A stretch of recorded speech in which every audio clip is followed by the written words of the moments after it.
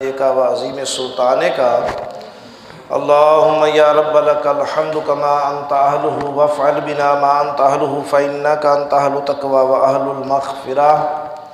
قال اللہ تبارک و تعالی فی کلامہ المجید رضی اللہ عنہ ورضوا عنہ ذالک لمن خشی ربہ۔ صدق اللہ النبی الکریم۔ اما بعد فاعوذ باللہ من الشیطان الرجیم۔ بسم اللہ الرحمن الرحیم۔ ان اللہ وملائکتہ یصلون علی النبی یا ایھا الذین آمنوا صلوا علیہ وسلموا تسلیما۔ تمام حضرات دوشری پڑھ لیں۔ اللہم صلی علی محمد عدد ما فی علم اللہ صلاۃ دائمۃ بدوام ملک اللہ۔ اللہم صلی علی محمد کما تحب و ترضی لہ۔ اللہم صلی علی محمد کما تحب و ترضی لہ۔ الصلاۃ والسلام علیک یا سیدی یا رسول اللہ۔ الصلاۃ والسلام علیک یا سیدی یا حبیب اللہ۔ الصلاۃ والسلام علیک یا سیدی یا شفیع المذنبین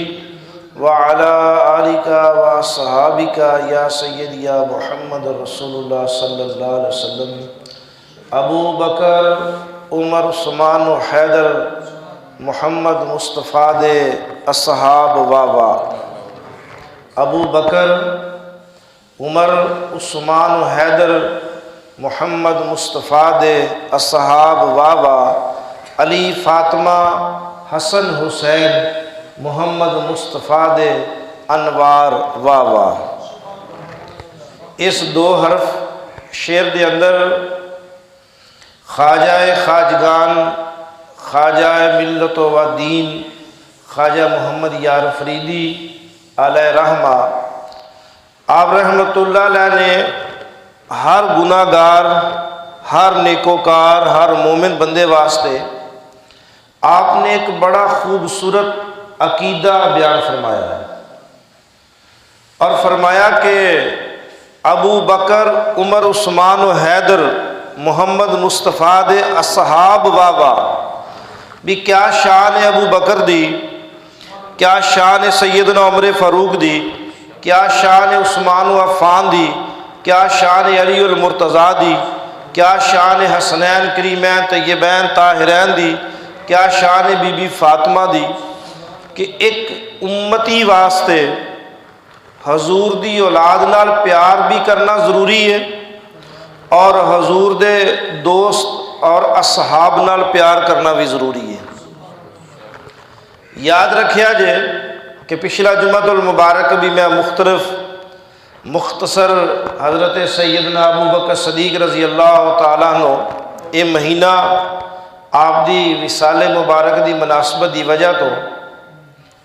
کہ بہت سارے لوگ ایسے بھی بد نصیب نے، بدبخت نے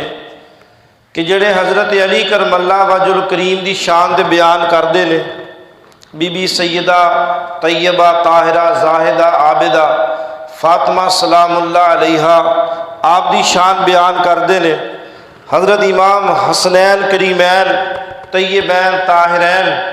آپ دی شان دے بیان کردے نے، لیکن وہ بد نصیب لوگ ساری زندگی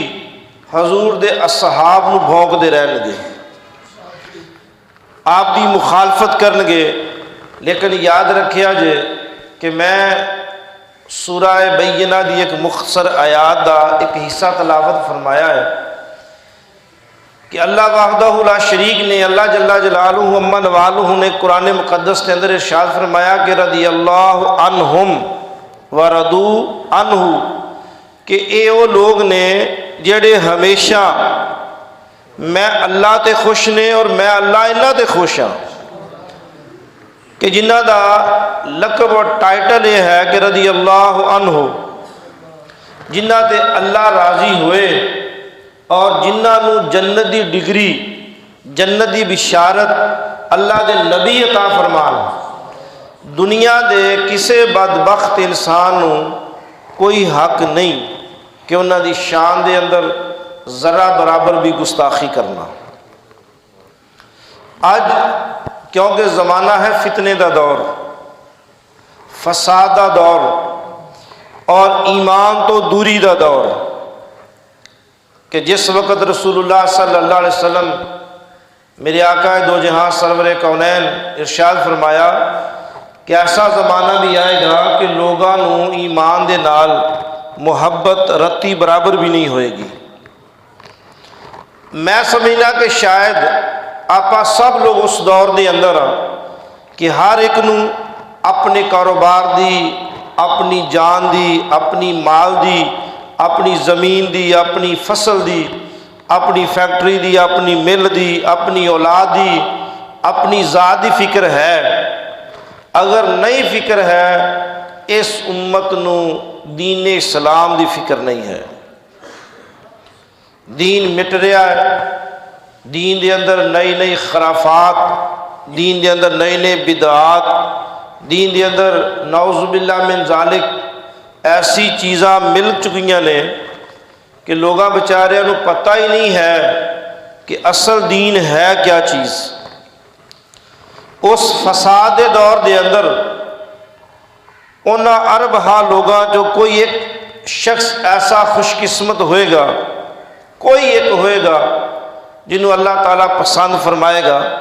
اللہ دا حبیب صلی اللہ علیہ وسلم پسند فرمان گے، کوئی ایک آدمی ایسا خوش نصیب ہوئے گا جس انسان دے دل دے اندر دین اسلام دی محبت اور تڑپ ہوئے گی۔ اور تڑپ ہون تو مراد اے نہیں کہ وہ دین دی بڑی کوشش اور کاوش کرے گا، سب تو پہلے ہے کہ ہر انسان نو اس چیز دا پتہ ہوئے کہ میرا عقیدہ، میرا ایمان قرآن دے مطابق ہے یا قرآن دے الٹ ہے۔ اگر انسان دا ساری زندگی ایک آدمی نماز پڑھتا رہے، ساری زندگی روزے رکھتا رہے، ساری زندگی تبلیغ کرتا رہے، ساری زندگی صدقہ اور خیرات کرتا رہے،